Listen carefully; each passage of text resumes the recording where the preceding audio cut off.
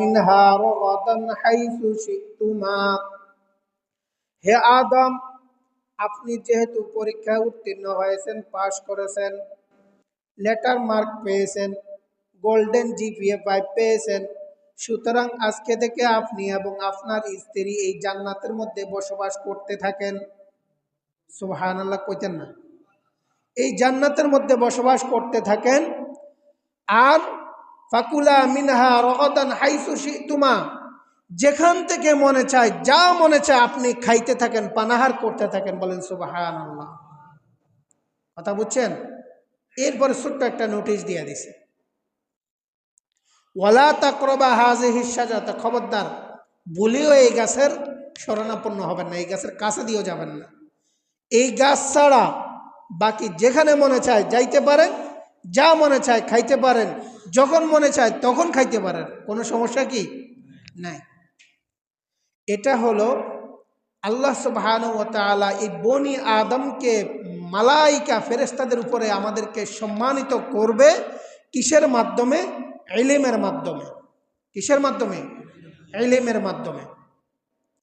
এই ইলম আমাদের দেশে বা দুনিয়ার মধ্যে দুই ধরনের প্রচলিত। কয় ধরনের ইলম প্রচলিত? দুই ধরনের ইলম প্রচলিত। একটা হলো ইলমুল উরুজ, একটা হলো ইলমুল ওয়াহি। ইলমুল উরুজ হইল প্রয়োজনীয় ইলম, দুনিয়াতে চলতে গিয়ে যা কিছু প্রয়োজন ওই জাতীয় ইলম। কথা বুঝছেন? আরেকটা হলো ইলমুল ওয়াহি, যেটা মহান রব্বুল আলামিনের পক্ষ থেকে যুগে যুগে ওয়াহির মাধ্যমে, জিবরাইল আলাইহিস সালাতু ওয়াস সালামের মাধ্যমে অথবা স্বপ্ন যুগে এক এক নবীর কাছে এক একভাবে কি ওয়াহি পাঠাইছেন। কথা বুঝছেন? তো ওয়াহির মাধ্যমে, নবীদের মাধ্যমে যেই ওয়াহিগুলা আমাদের কাছে এসে পৌঁছেছে, তার মাধ্যমে যে ইলম অর্জন করা হয় সেই ইলম। কয় প্রকারের ইলম? দুই প্রকারের ইলম। একটা হলো বাংলা ভাষায় জাগতিক ইলম, একটা হলো দ্বীনি ইলম। জাগতিক ইলম, দ্বীনি ইলম। এখন আল্লাহ সুবহানাহু ওয়া তাআলা কোন ইলমের মাধ্যমে আমাদেরকে সম্মানিত করবে? কোন ইলমের মাধ্যমে সম্মানিত করবে? সূরা আর রহমানের মধ্যে আল্লাহ সুবহানাহু ওয়া তাআলা বলেন, আল্লামাল কোরআন খলাকাল ইনসান। আগে কোরআন শিক্ষা দিয়েছি। কি শিক্ষা দিয়েছি? কোরআন শিক্ষা দিয়েছি। তারপরে বলতেছে খলাকাল ইনসান, তারপরে মানুষ বানাইছি। আগে কোরআন শিখাইছি, তারপরে মানুষ বানাইছি। তার মানে বোঝা গেল যার ভিতরে কোরআন আছে সে মানুষ, যার ভিতরে কোরআন নাই সে কি নয়? মানুষ নয়। এটা আল্লাহর দৃষ্টিতে। আমরা বাহ্যিকভাবে বলবো আমি কি কোন মানুষের এরকম ঘরে জন্ম হয়েছি, মানুষ আমাকে জন্ম দিয়েছে, মানুষের সমাজে আমরা বসবাস করি, আমরা আবার মানুষ নই, সেটা কিরকম কথা? দেখেন, আল্লাহর বিচারে আল্লাহ তাদেরকেই মানুষ বলে যার ভিতরে কোরআনের ইলম আছে, তাদেরকেই মানুষ বলে যার ভিতরে দ্বীনের ইলম আছে। যার ভিতরে দ্বীনের ইলম নাই, কোরআনের ইলম না, আল্লাহ তাদেরকে মানুষের কাতারে বলেন না। কারণ আল্লাহ সুবহানাহু ওয়া তাআলা কোরআনে পাকের অন্য জায়গায় ইরশাদ করেন, আমি মানব দানব জাতিকে সৃষ্টি করেছি একমাত্র আমার ইবাদত করার জন্য, গোলামি করার জন্য। এর বাহিরে অন্য কোনো উদ্দেশ্য আমার কি নাই। কিন্তু এই মানুষগুলার ভিতরে কিছু মানুষ এমন আছে, তাদের কলব, তাদের কান, তাদের চোখ আছে ঠিকই, কিন্তু তারা কলব দ্বারা আমি খোদাকে অনুধাবন করতে পারে না, কান দ্বারা আমি খোদার বার্তাগুলা শুনতে পারে না, চোখ দ্বারা আমি খোদার প্রদত্ত কোরআন দেখতে পারে না, চোখ দ্বারা আমি খোদার পছন্দনীয় জায়গাগুলো তারা দেখতে পারে না, চোখ দ্বারা আমি খোদার পছন্দনীয় মানুষগুলোকে তারা দেখতে পারে না। বালহুম আদল, আল্লাহ বলে এরা তো চতুষ্পদ জন্তুর চাইতেও খারাপ। বলেন নাউজুবিল্লাহ। কথা বুঝেন? আল্লাহ বলে এই জাতীয় মানুষগুলো তো চতুষ্পদ জন্তুর চাইতেও কি খারাপ। তাহলে কি বুঝলেন? যার ভিতরে কোরআনের ইলম আছে আল্লাহ তাদেরকে মানুষের কাতারে গণনা করে, যার ভিতরে ইলম নাই তাকে আল্লাহ মানুষের কাতারে কি করে না, গণনা করে না। দুনিয়াবি ইলমের দিকে যদি আমরা তাকাই, আমরা কতটুকুন ইলম জানি, কতটুকুন ইলম জানি। আমাদের সমাজগুলাতে দেখবেন এমনও অনেক মানুষ আছে যাদের ব লিখতে কলম ভাঙে যায়, ক লিখতে কলম ভাঙে যায়, আছে না এরকম? নিজের নামটা পর্যন্ত ভালোভাবে লিখতে পারে না। কিন্তু যদি তাদেরকে চা দোকানে একটু রাজনৈতিক বিষয়ে লাগাই দেওয়া হয়, বোঝা যাবে যে ওর চাইতে বড় রাজনীতিবিদ আর কেউ নেই। কথা কয় না? মনে কষ্ট নেন নাকি? আওয়াজ করেন না কা, নাকি শরম লাগে?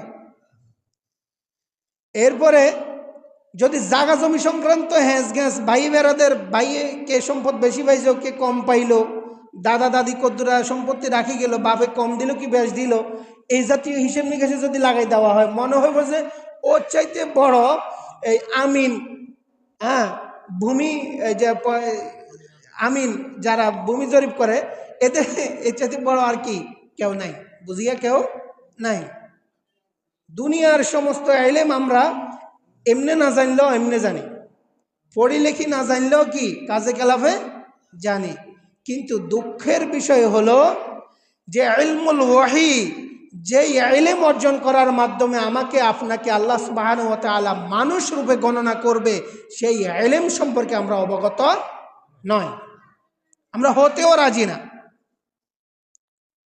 এখানে আল্লাহ মাফ করুক, আমার তথ্য হয়তো ভুলও হতে পারে, এবং এমন অনেকেই আছেন যারা মোটামুটি 30-এর পরে আইসা মসজিদে ঢুকছেন, বয়স 30 বছর পার হওয়ার পরে মসজিদে ঢুকছেন, আছে না এরকম?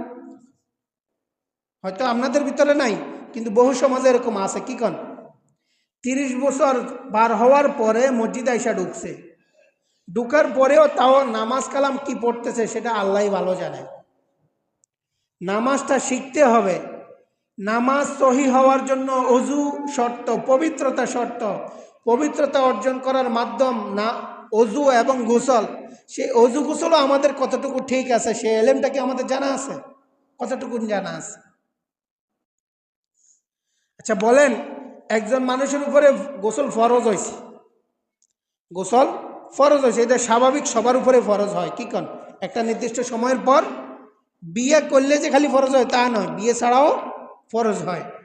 এই যে গোসল ফরজ হয়েছে, এই গোসল কিভাবে গোসল করার মাধ্যমে আমি পবিত্রতা অর্জন করব।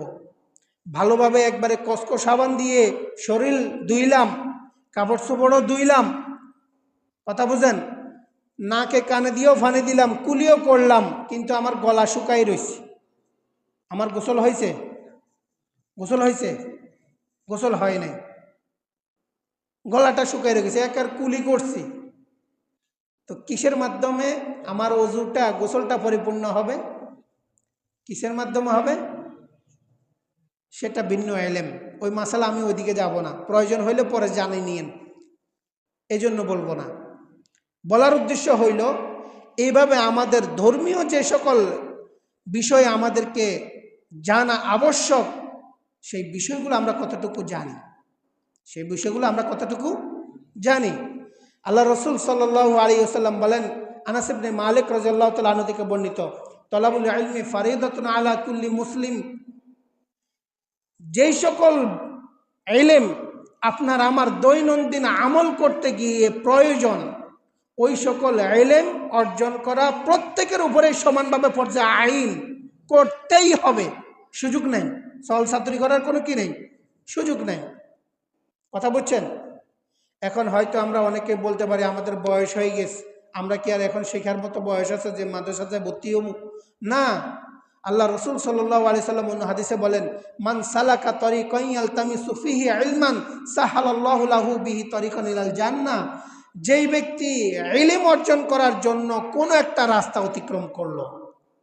আমাদের দেশের মধ্যে দেখেন দ্বীনি ইলম শিক্ষা দেয় কোথায়? স্কুলে না মাদ্রাসায়? নাকি স্কুলে শিক্ষা দেয়? মাদ্রাসায় শিক্ষা দেয়। মাদ্রাসার মাধ্যমে দ্বীনি ইলম শিখতে পারেন। মসজিদের ইমাম সাহেব আছেন, মুয়াজ্জিন সাহেব আছেন, আলেম ওলামা আছেন আমাদের সমাজে, তাদের কাছে যাইয়া ইলম শিখতে পারেন। অথবা দাওয়াত ও তাবলীগের মাধ্যমে আপনি ইলম শিখতে পারেন, অথবা কোনো একজন বুজুর্গের সোহবতে যাইয়া ইলম অর্জন করতে পারেন। এইভাবে এলেম শিক্ষা করার যতগুলো রাস্তা রয়েছে, এই সকল রাস্তাগুলার যে কোনো একটা রাস্তা যদি কেউ অবলম্বন করে, আল্লাহ রসুল বলেন আল্লাহ তাআলা তার জান্নাতের রাস্তাকে সহজ করে দেয়। বলেন সুবহানাল্লাহ। অন্য বর্ণনায় আছে জান্নাতে যাওয়ার যতগুলা রাস্তা আছে তার মধ্যে একটা রাস্তা আল্লাহ তার জন্য খুলে দেয়। বলেন সুবহানাল্লাহ। কথা বুঝে আসছে? একটা ঘটনা বলি। এই ইলম শিখতে গেলে হাদিস শরীফের মধ্যে আসছে, আল্লাহ রসুল সাল্লাল্লাহু সাল্লাম বলেন, আবু দাউদ শরীফের 3641 নম্বর হাদিস, অনেক বড় হাদিস, তার অংশ বিশেষ বলতেছি। আল্লাহ রসুল সাল্লাল্লাহু সাল্লাম বলেন, ওয়া ইন্নাল মালাইকাতা লা তাযউ আজনিহাতাহা রিযান লিতালিবিল ইলমি। যেই সকল মানুষগুলা ইলম অন্বেষণ করার জন্য রাস্তায় বের হয়, ঘর থেকে বের হয়, তখন রহমতের ফেরেশতারা তাকে সম্মান করার জন্য তাদের মানে স্বেচ্ছায় খুশি খুশি নিজেদের যে ফরগুলা আছে, নূরের ফরগুলা আছে, ওগুলা তাদের পায়ের নিচে বিছাই দেয়। বলেন সুবহানাল্লাহ। কথা বুঝছেন? ইমাম গাজালি রহমতুল্লাহি আলাইহি নাম তো শুনছেন, কি কন? অনেক বড় একজন বুজুর্গ ছিলেন। ইমাম গাজালি রহমতুল্লাহি আলাইহি যখন লেখাপড়া করেন, তিনি মাদ্রাসায় ভালো স্টুডেন্ট ছিলেন, ক্লাসের ফার্স্ট বয় ছিলেন, পড়ালেখার মেধা অনেক তুখর ছিল। কিন্তু প্রতিদিন তিনি ক্লাসে পিছনে আইসা, দেরিতে আইসা পিছনে বসে, দেরিতে আইসা পিছনে বসে। এখন যারা শিক্ষক তাদের নজর সবসময় ভালো ছাত্রদের প্রতি একটু ভালো থাকে, কি কন? তো শিক্ষকরা তাকে বলতেন যে গাজালি, তুমি ক্লাসের ভালো ছাত্র, তুমি কেন এই প্রতিদিন দেরি করিয়া আসো? তুমি আগে ভাগে আইসা একটু সামনের টেবিলে বসবা। তো ইমাম গাজালি রহমতুল্লাহ আলাইহি বলেন যে আমি কি করব, ইনশাআল্লাহ আগামী দিন থেকে আগে আগে আইসা সামনে বসবো। কিন্তু প্রতিদিন এভাবে বলে যায়, আসে দেরিতে, বসে পিছনে। একদিন ওস্তাদ জিজ্ঞাসা করলেন, আসল ঘটনা কি বলো আমাকে। কয় যে ওস্তাদজি, আমি তো প্রতিদিন আগেই বাইর হই, মাদ্রাসার ক্লাস টাইমের অনেক আগেই বের হই ঘর থেকে, কিন্তু যখন বের হই রাস্তায় যখন পা রাখি তখন দেখি যে বিদ্যুতের আলো আমার পায়ের নিচ থেকে বের হয়, এজন্য আমি ওই এদিক সেদিক কাটাকাটি করে হাঁটতে হাঁটতে আমার দেরি হয়ে যায়। সুবহানাল্লাহ কইতেন না? মূলত এটা কি ছিল? রহমতের ফেরেশতাদের যে নূরের ফাঁকা তার পায়ের নিচে বিছায়, তিনি সেটা দেখতে পাইতেন। কথা বুঝেন? তিনি সেটা দেখতে পাইতেন। এখন এ কথা বললে আবার কিছু মানুষ আছে প্রশ্ন করবো, মাগো এই চোখে বুঝি আবার এটা দেখা যায়? এই চোখে আবার বুঝি এটা দেখা যায়? বুঝাবার জন্য বলি, দেখেন আমরা কি বাতাস দেখি? দেখি বাতাস, কিন্তু বুঝি না বাতাস আছে। বোঝা যায়? অনুধাবন করি। বাতাস শুধু অনুধাবন করে যে তা নাই, এই বাতাসকে মাপেও, মাপজুপও করে। কীরকম মাপজুপ করে? হাসপাতাল যাইয়া দেখেন রুগীদের 1 ঘন্টা অক্সিজেনের দাম কত। অক্সিজেনটা কি বাতাস না? 1 ঘন্টা অক্সিজেনের দাম কত? হাসপাতাল যাইয়া জিজ্ঞাসা করেন, বলে দিবে। ওটা আপনি কিভাবে দেখেন বলেন? ওটা কিভাবে বুঝেন? এটা বুঝার জন্য যেরকম নির্দিষ্ট কিছু জ্ঞান অর্জন করার প্রয়োজন, এই বিষয়গুলো বুঝার জন্য নির্দিষ্ট পরিমাণে ইলমের প্রয়োজন। নির্দিষ্ট পরিমাণ কি প্রয়োজন? ইলমের প্রয়োজন। এক কথা, ইলম ব্যতি রেখে অনেক কিছু বোঝা সম্ভব না। সম্মানিত হাজিরিন, এখন মূল যে কথাটা বলবো সেটা হলো, এই যে ইলম শিখতে বাইর হইলে আল্লাহর রহমতের ফেরেশতারা তাকে গার্ড অব অনার দিয়ে সম্মানিত করে। যখন ইলম শিখতে যাইয়া কোনো মানুষ এই ইলম অন্বেষণ করতে যাইয়া মারা যায়, ইন্তেকাল করে, আল্লাহ রসুল সাল্লাল্লাহু আলাইহি ওয়াসাল্লাম তাকে শহীদ বলে আখ্যায়িত করেছেন। বলে সুবহানাল্লাহ। কি বলে আখ্যায়িত করেছেন? শহীদ বলে আখ্যায়িত করেছেন। আরেকটা ঘটনা বলি। ঘটনা বলার উদ্দেশ্য হলো শিক্ষা অর্জন করা। আল্লাহ তাআলা নিজেও কোরআনের মধ্যে অগণিত ঘটনা বর্ণনা করছে, করে নাই? অস্বীকার করতে পারবো? পারবো না। তো একজন মানুষ খুনি, হত্যাকারী, অনেক মানুষ হত্যা করছে।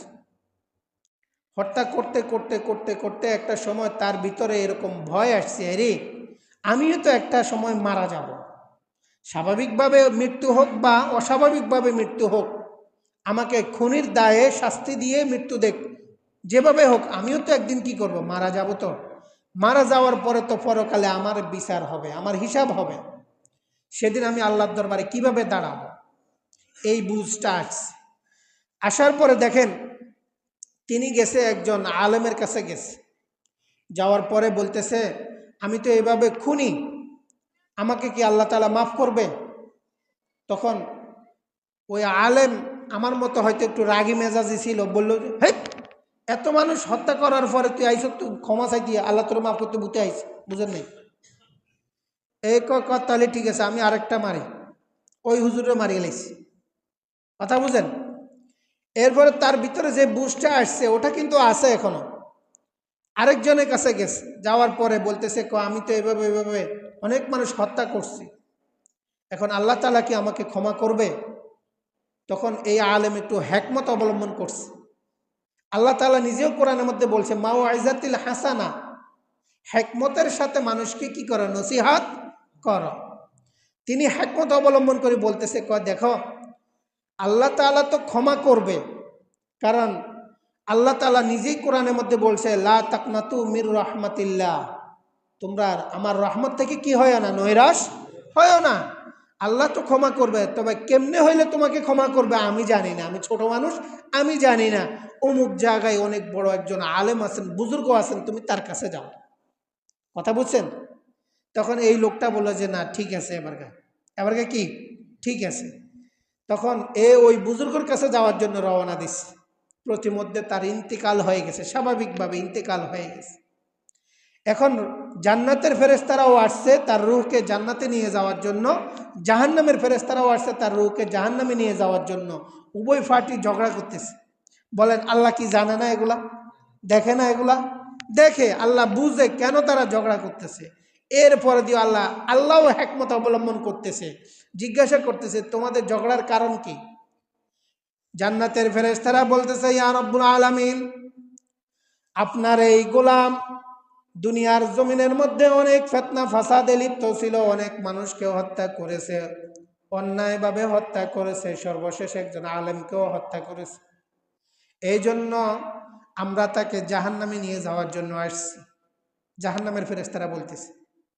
আর জান্নাতের ফেরেশতারা বলতেছে, ওগো রব্বুল আলামিন, আপনার হাবিব বলেছেন, যেই ব্যক্তি ইলম অর্জন করার জন্য কোনো একটা রাস্তা অতিক্রম করে, আপনি রব্বুল আলামিন তাকে জান্নাতের পথগুলার মধ্যে থেকে একটা পথ খুলে দেন, তাকে আপনি ক্ষমার ঘোষণা করে দেন।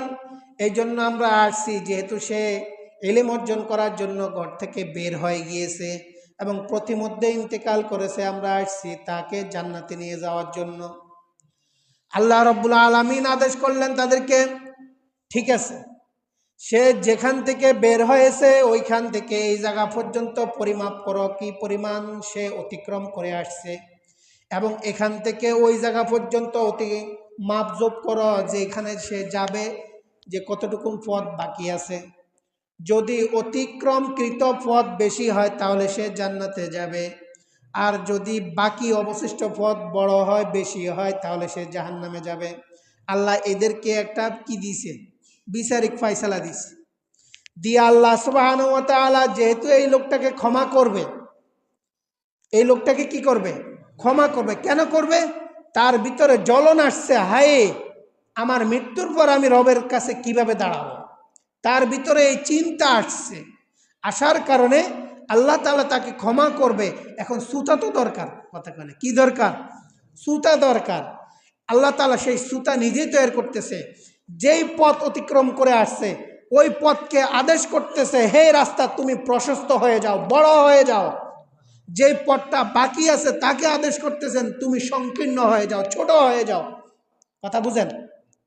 তাহলে আল্লাহর আদেশ রাস্তা শুনে কি শুনে না? শোনে। আল্লাহর আদেশে অতিক্রমকৃত রাস্তা বড় হয়ে গিয়েছে, অপেক্ষাকৃত রাস্তা ছোট হয়ে গিয়েছে। রহমতের ফেরেশতারা মাপজুপ করে দেখছে যে সে জান্নাতে, তাকে জান্নাতে নিয়ে গেছে। বলুন সুবহানাল্লাহ। তাহলে দিনের রাস্তা, দিন শিক্ষা করার জন্য বের হয়ে যদি কেউ অ্যাক্সিডেন্ট করেও মারা যায়, আল্লাহ তাআলা তাকে সোজা আল্লাহর জান্নাতে দিয়ে দিবে। বলুন সুবহানাল্লাহ। এই জন্য আমরা দিন শিখার চেষ্টা করবো তো ইনশাআল্লাহ, ইনশাআল্লাহ। সম্মানিত হাজিরিন, দিন শিক্ষা করার জন্য যখন ঘর থেকে বের হলাম, আমি সুস্থ আছি, মারা যাই নাই, সময় একটু নিব। আপনারা গড়ের দিকে চাইলে ছাড়ি দিব, গড় দিকে চাইেন না, আমার দিকে চান। যে দিন শিখার জন্য ঘর থেকে বের হয়েছেন, আল্লাহ রসুল সাল্লাল্লাহু আলাইহি সাল্লাম বলেন যে সমুদ্রের মাছ থেকে নিয়ে গর্তের পিপিলিকা পর্যন্ত এবং সমস্ত মালায়েকা রহমতের ফেরেশতারা তার জন্য মাগফিরাতের দোয়া করতে থাকে। বলেন সুবহানাল্লাহ। আবু দাউদ শরীফের এই 3641 নম্বর হাদিসের অংশ এটাও। কোনো মানুষ যখন ইলমে দ্বীন অর্জন করার জন্য ঘর থেকে বের হয়, তখন রহমতের ফেরেশতারা সমুদ্রের মাছ থেকে নিয়ে গর্তের পিপিলিকা পর্যন্ত অর্থাৎ সমস্ত প্রাণীকুল তার মাগফিরাতের জন্য দোয়া করতে থাকে। সুবহানাল্লাহ। তাহলে আল্লাহ তাআলা তাকে মাফ করবে না কেন? কথা বুঝেন? এরপরে যখন আপনি ইলমে দ্বীন শিক্ষা করা শুরু করে দিয়েছেন, আউযু বিল্লাহি মিনাশ শাইতানির রাজিম যখন পড়তে শুরু করে দিয়েছে, তো আল্লাহ রসুল সাল্লাল্লাহু আলাইহি সাল্লাম বলেন, তোমার প্রতিটা হরফ তেলাওয়াতের বিনিময়ে আল্লাহ সুবহানাহু ওয়া তাআলা একটা একটা করে নেকি দান করবে। আর প্রতিটা নেকিকে আল্লাহ সুবহানাহু ওয়া তাআলা কমপক্ষে 10 গুণ বৃদ্ধি করে 700 গুণ পর্যন্ত আল্লাহ তাআলা বৃদ্ধি করে দেয়। কথা বুঝে আসছে? যখন ইলমে দ্বীন শিখতে শুরু করে দিয়েছে, এখন কোনো শিশু বাচ্চা যখন এই আউযু বিল্লাহ, সে তো আর বুঝে না আউযু বিল্লাহ কি। কথা বলুন, আউযু বিল্লাহ কি সে কি বুঝে? এটা সে তো জানে না, বুঝে না। যখন একটা শিশু বাচ্চাও এটা পড়তে শুরু করে দেয়, তখন আল্লাহ সুবহানাহু ওয়া তাআলার রহমতের দরিয়ার জোশ এসে যায়। আর তিনি কি করেন, এই শিশু বাচ্চার আউযু বিল্লাহ পড়ার কারণে তার মা বাবার জিন্দেগির গুনাহগুলো মাফ করে দেয়। বলেন সুবহানাল্লাহ। কথা বুঝে আসছে? এখন আমরা আমাদের সন্তানদেরকে দিন শিখাবো না, কি কন, স্কুলে পাঠাবো। কোথায় পাঠাবো? স্কুলে পাঠাবো। সেখানে ম্যাডামেরা শিখাবে, অনেক কিছু শিখাবে, আগডুম বাগডুম হাট্টিমাটিম টিম, ওই যে যেগুলা অপদার্থ কথাবার্তি, যেগুলো কোনো বাস্তবতা কিছু নেই। কথা বুঝেন? বাস্তবতা কিছু নাই, এমন পড়াগুলো আমাদের সন্তানদেরকে শিখাবে। তখন তারাও আগডুম বাগডুম করতে করতে আসবে, আর বাড়ি ঘরে আইসা আমার আপনার সাথে, মাতা পিতার সাথে আগডুম বাগডুমেই করবে, এর বাহিরে কিছু করবে না। কথা বুঝেন? সম্মানিত হাজিরিন, আপনি দিন শিক্ষা করার কাজে সহযোগিতা করেছেন। আল্লাহ রসুল সাল্লাল্লাহু আলাইহি সাল্লাম বলেন, আমি খুতবার শুরুতে একটা হাদিস পড়েছিলাম, সেখানে আল্লাহ রসুল সাল্লাল্লাহু আলাইহি সাল্লাম বলেন, কুন আলিমান আও মুতাআল্লিমান আও মুস্তামিআন আও মুহিব্বান। হে আমার উম্মতেরা, যদি তোমার সুযোগ থাকে তুমি সরাসরি আলেম হয়ে যাও। কি হয়ে যাও? আলেম হয়ে যাও। যদি তুমি আলেম হতে না পারো, কমপক্ষে আলেমদের ছাত্র হও। আলেমদের কি হও? ছাত্র হও। যদি তুমি আলেমদের ছাত্র হওয়ার যদি তোমার সুযোগ না হয়, বয়স হয়ে গেছে, এখন আর কিভাবে আলেমের কাছে যাইয়া আমি বসে বসে কিতাব শিখবো, এরকম সুযোগ নেই। তা আল্লাহ রসুল বলেন 3 নম্বর, আও মুস্তামিআন, তাদেরকে সাহায্যকারী হও। তাদের যেখানে যেখানে সাহায্যের প্রয়োজন, তাদেরকে সেখানে সেখানে সাহায্য করো। কথা বুঝেন? যা কিছু প্রয়োজন তাদের সাহায্যের, তাদেরকে সাহায্য করো। 4 নম্বর, আল্লাহ রসুল সাল্লাল্লাহু আলাইহি সাল্লাম বলেন যে তোমার পক্ষে সাহায্য করাও সম্ভব না, তোমাকে আল্লাহ ধন সম্পদও তেমন একটা দেয় নাই, সমাজে প্রভাব প্রতিপত্তিও দেয় নাই যে তুমি একটা কথা বলে আলেমকে সহযোগিতা করবা, তোমার সেই অবস্থান নাই। তো কমপক্ষে আও মুহিব্বান, কমপক্ষে আলেমদেরকে ভালোবাসো। কমপক্ষে কি করো? আলেমদেরকে ভালোবাসো। গালি দিও না। আমরা তো গালাগালি করি, কি কর, আমরা তো একটু বেশকম হইলে গালাগালি করি। সে যেই হোক, যে কোনো আলেমকে একটু বেশকম হয়েছে আর কি। আল্লাহ রসুল সাল্লাল্লাহু আলাইহি সাল্লাম বলেন, দেখেন, কোন আলিমান, হয় আলেম হও, আও মুতাআল্লিমান, অথবা ছাত্র হও, আও মুস্তামিআন, অথবা আলেমদেরকে সাহায্যকারী হও, আও মুহিব্বান, অথবা তাদেরকে মোহাব্বতকারী ভালোবাসাকারী হও। এই 4টার বাহিরে ওয়ালা তাকুন খামিসান, খবরদার 5ম শ্রেণীর লোক তুমি হইও না, কারণ তোমার জন্য আর কোনো অপশন নাই। তোমার জন্য আর কোনো কি নেই? অপশন নাই। এই 4টাই অপশন। কয়টা? 4টা। এর বাহিরে অপশন নাই। ওলা তাকুন খমিসান, পঞ্চম শ্রেণীর লোক হয় না, ফাতাহলিকু, দুই ধরনের বর্ণনা। আল্লাহ রসুল বলেন হয়তো তোমাকে ধ্বংস করে দেওয়া হবে আল্লাহর পক্ষ থেকে, অথবা তুমি নিজে নিজেই পথভ্রষ্ট হয়ে যাবে। বলেন নাউজুবিল্লাহ। পঞ্চম শ্রেণীর লোক হতে গেলে হয়তো আল্লাহ বেশি রাগান্বিত হয়ে গেলে তোমাকে ধ্বংস করে দেবে, অথবা তুমি এই আলেম ওলামাদের বিরুদ্ধাচরণ করতে করতে একটা সময় নিজেই পথভ্রষ্ট হয়ে যাবে। কথা বুঝে আসছে? এই জন্য আমরা অন্তত কমপক্ষে নিজের এলেম কম, আমল কম, এতটুকু নিজেকে নিজে দুর্বল মনে করে অন্তত আলেমদেরকে মহব্বত করবো তো ইনশাআল্লাহ। আলেম ওলামাদের সাথে সুসম্পর্ক রাখবো তো ইনশাআল্লাহ। কথা দিয়ে, কাজ দিয়ে, অর্থ দিয়ে, খাদ্য দিয়ে, যার যার অবস্থান থেকে আমরা সহযোগিতা করবো তো ইনশাআল্লাহ। তবেই কাল কিয়ামতের ময়দানে বলতে পারবো, আল্লাহ আমি তো আলেম হইতে পারি নাই, আলেমদের ছাত্র হওয়ার আমার সুযোগ হয় না, বয়স পার হয়ে গেছে, যে বয়সে এসে শুনছি ওই বয়সে ঠিকমতো চলতে ফিরতেও পারি না। আল্লাহ তো শোনার পর থেকে অন্তত তাদেরকে মোহাব্বত করছি, তাদেরকে সহযোগিতা করার চেষ্টা করছি। আল্লাহ এই উসিলা যদি আমারে মাফ করে দাও। আল্লাহ রসুল সাল্লাল্লাহু আলাইহি ওয়াসাল্লাম অন্য হাদিসে বলেন, ইয়াশফাউ ইয়াউমাল কিয়ামাতি আল আমবিয়া ওয়াল উলামাউ সুম্মা শুহাদা। কাল কিয়ামতের ময়দানে আমি আল্লাহর দরবারে 3 শ্রেণীর মানুষকে শাফাআত করার জন্য আমি সুযোগ দেব। শাফাআত করার জন্য 3 শ্রেণীর মানুষকে আমি সুযোগ দেব। তার মধ্যে 1 নম্বর মানুষ হইল কারা? সমস্ত নবী আলাইহিস সালাতু ওয়াস সালাম, সমস্ত নবীগণ। কারা? 1 নম্বরে সমস্ত নবীগণ। 2 নম্বর হইল আল উলামা, সমস্ত আলেমগণ। কারা? আলেমগণ। 3 নম্বর ওয়াস শুহাদা, ওই সকল শহীদ যারা আল্লাহর দিন, আল্লাহর জমিনে কায়েম করার জন্য নিজের জীবন, নিজের জান মাল আল্লাহর রাস্তায় বিলিয়ে দিছে।